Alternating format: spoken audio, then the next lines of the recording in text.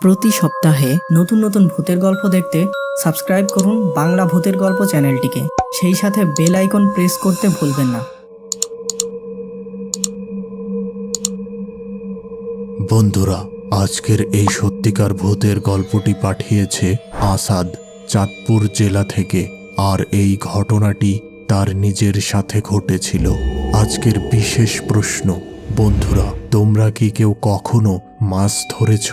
আর ধরে থাকলে তা কি দিয়ে ধরেছিলে? সময়টা ছিল চৈত্রের কাঠফাটা রৌদ্রময় গরমের সময়।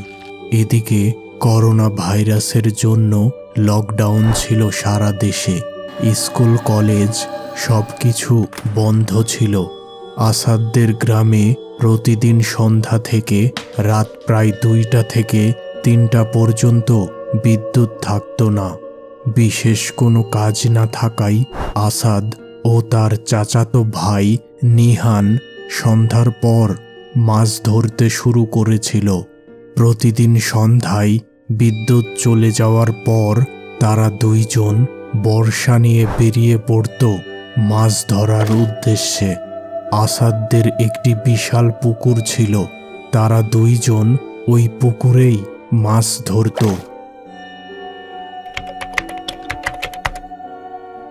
প্রতিদিনের ন্যায় সন্ধ্যায় বিদ্যুৎ চলে গেল।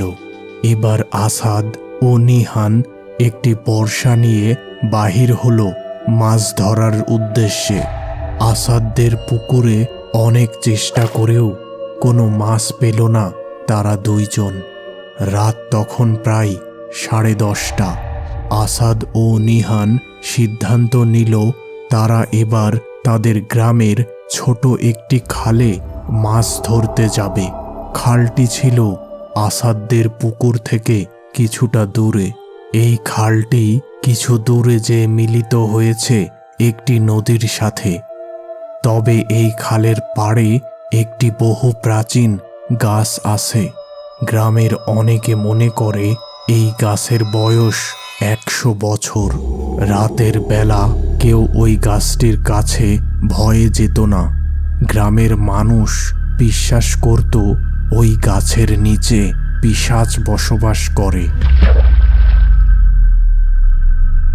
আসাদ ও নিহান খুব ভালো করেই ওই গাছটির ব্যাপারে জানত।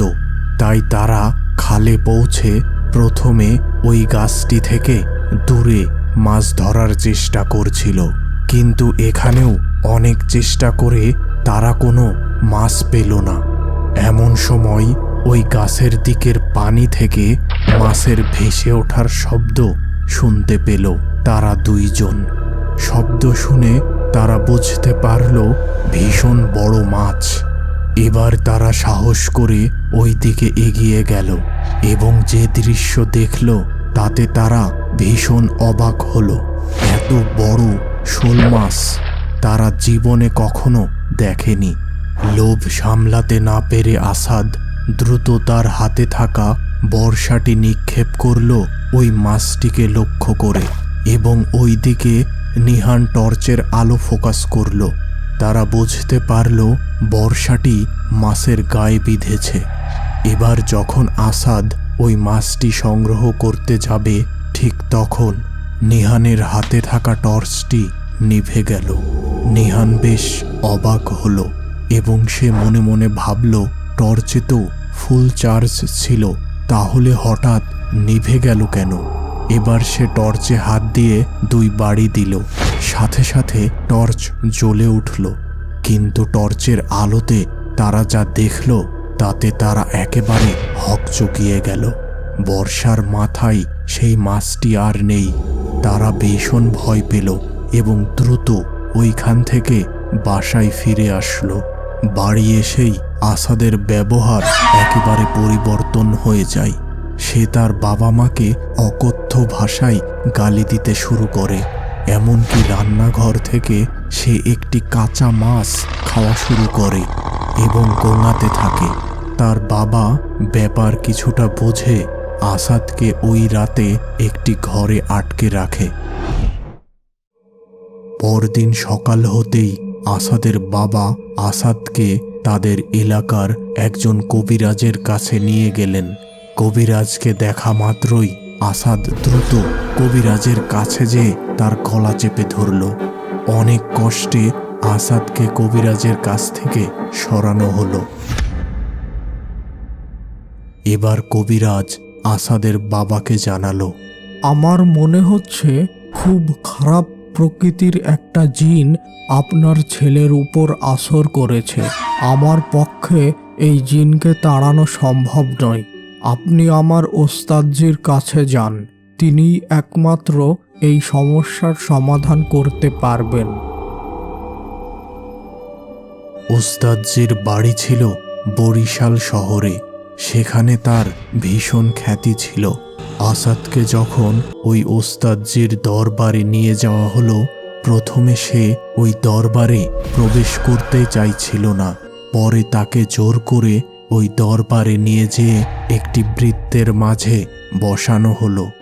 অনেক রকম মন্ত্রতন্ত্র পড়ে ওস্তাদজি আসাদের দিকে পানি ছিটিয়ে দিচ্ছিল।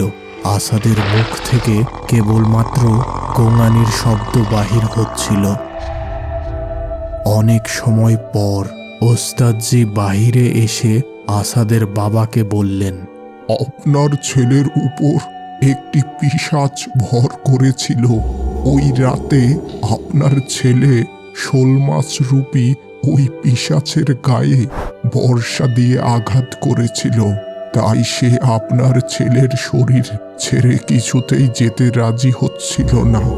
অনেক চেষ্টা করে আমি তাকে তাড়াতে সক্ষম হয়েছি, তবে একটি শর্তে। গভীর রাতে একটি কালো রঙের পাঠা ছাগল ওই খালপাড়ের প্রাচীন গাছটির নিচে বেঁধে রেখে আসতে হবে। তবে একদম একা একা যেয়ে এই কাজটি করতে হবে। আসাদের বাবা কিছুটা ভেবে বললেন, আমি যাব এবং একাই যাব। ঠিক আছে, বেশ ভালো, তবে সাবধান। ছাগল নিয়ে যাওয়ার সময় ভুলেও পেছনে তাকাবেন না। বিভিন্ন প্রকার অদ্ভুত শব্দ শুনতে পাবেন, তবে সেদিকে ভুলেও তাকাবেন না। আমি আপনাকে একটি তাবিজ দেব, এটি সাথে রাখলে কোনো সমস্যা হবে না। ওই দিন ছিল শনিবার। গভীর রাতে আসাদের বাবা একদম একা একটি পাঠা ছাগল নিয়ে হেঁটে চলেছে ওই খালপাড়ের ওই গাছের উদ্দেশ্যে। খালপাড়ের রাস্তায় হাঁটার সময় হঠাৎ তার সামনে একটি কালো বিড়াল হেঁটে রাস্তা পার হলো।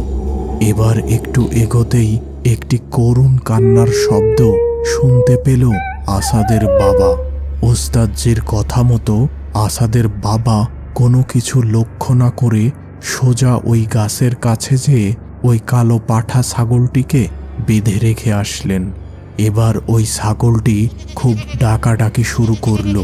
আসাদের বাবা কিছুটা পথ এগোতেই আবার তার সামনে দিয়ে ওই কালো বিড়ালটি রাস্তা পার হলো এবং অল্প কিছু সময় পর হঠাৎ ওই ছাগলের ডাক বন্ধ হয়ে গেল।